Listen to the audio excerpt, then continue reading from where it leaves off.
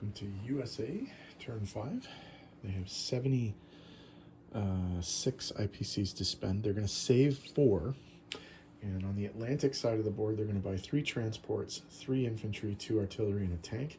And on the Pacific side of the board, they're going to buy 2 transports, 2 artillery, and 2 infantry.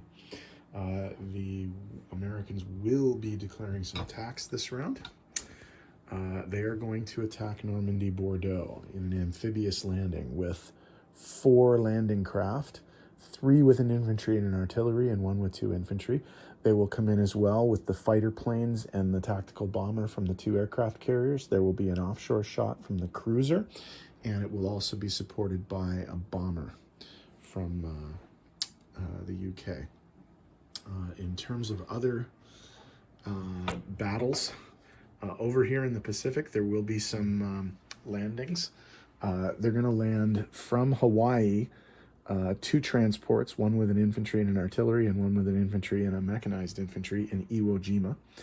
There will be a landing in the Marshalls with an infantry and a mech from Hawaii as well, and they will be clearing out this destroyer with 1 sub and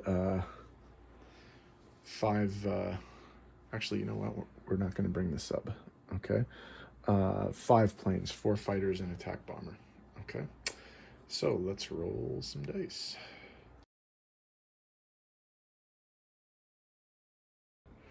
Okay, in the battle for C-Zone 16, fighters and a tactical bomber from the Hancock, the Bunker Hill, and the Lexington aircraft carriers are attacking the Japanese destroyer Murasame.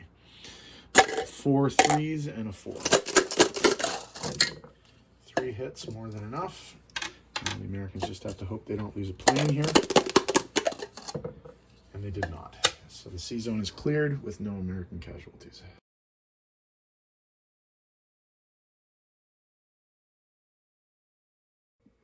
Okay, for the American amphibious landings in Normandy, Bordeaux, the Americans are coming in with a bomber, an attack bomber, and 3 fighters from the USS Wasp and the USS Ranger, an offshore shot from the USS Quincy cruiser, and then 4 boats, 4 transports. The SS Joshua L. Chamberlain is bringing 2 infantry. The SS John W. Brown is bringing an infantry and artillery. The SS George Hawley is bringing an infantry and an artillery. And the SS Patrick Henry is bringing an infantry and an artillery. So we have 2 unsupported infantry, 3 infantry supported by 3 artillery, an offshore shot from a cruiser, 3 fighters, 1 bomber, or 1 strat bomber, and 1 tack bomber. Oh, sorry, before we do this, my bad. The British, or the Germans do have anti-aircraft. Let's see if they can hit anything. They do not. So the anti-aircraft was ineffective, which was fortunate for the Americans. And let's see what they do. 2, 4, 5 hits. 2, 4, 5 hits. So they're going to lose that and 4 infantry. They'll lose their anti-aircraft and 4 infantry. So in terms of their defense, they have 9 infantry and 1 artillery. And they hit 4 times. So 1, 2, 3, 4. So they have 5 infantry left and 1 artillery. And these guys have lost 2 of these and 2 of these. Okay, obviously the attack will continue. 2, 4, 6. That's all of them. So unless something really, really wonky happens here, they should take the territory. 2 hits. So they'll lose that, and they'll lose that, and they do take the territory with 2 artillery remaining.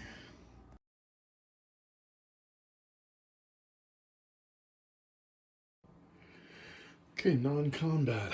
3 infantry, 3 artillery from eastern United States are going to get onto these transports, and the transports are going to move to C-Zone 91 and offload in, let's say, Morocco. Okay. The tank from Libya is going to move to Algeria.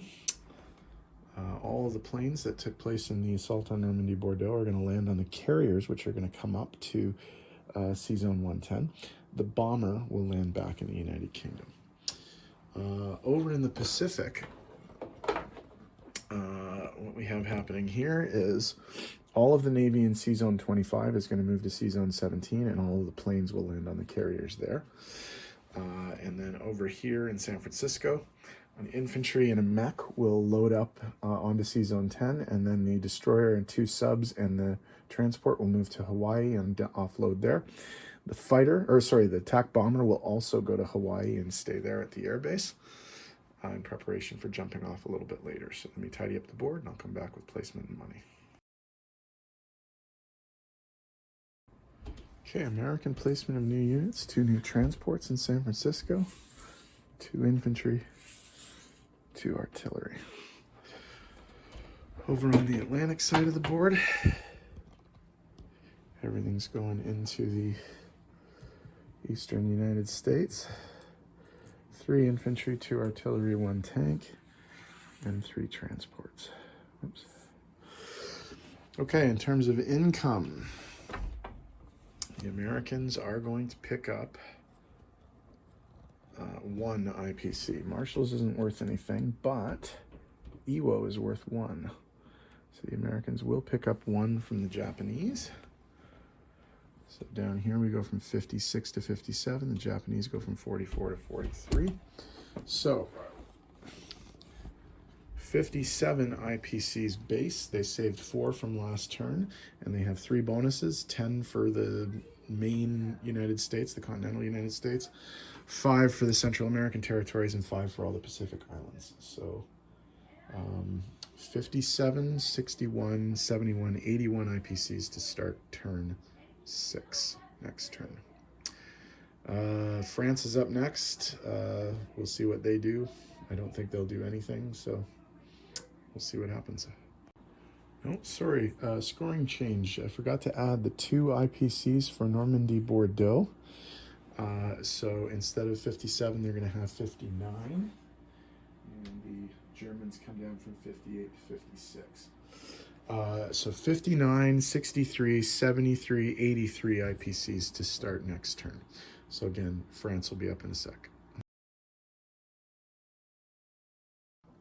Okay, France is going to make 2 non-combat moves. They're going to bring their fighter from the United Kingdom to Normandy, Bordeaux to support the Americans. And over in the Mediterranean, they're going to bring their destroyer from C-Zone 98 to C-Zone 93 and start convoying the Germans. So that's France's turn. That's all really that they can do. Actually, no, sorry, they are going to do one more thing. The 2 infantry in Cairo are going to move to Transjordan. Okay, and that will be the end of France's turn. So Germany turn 6 is up next, and we'll see whether or not the Germans can take Moscow.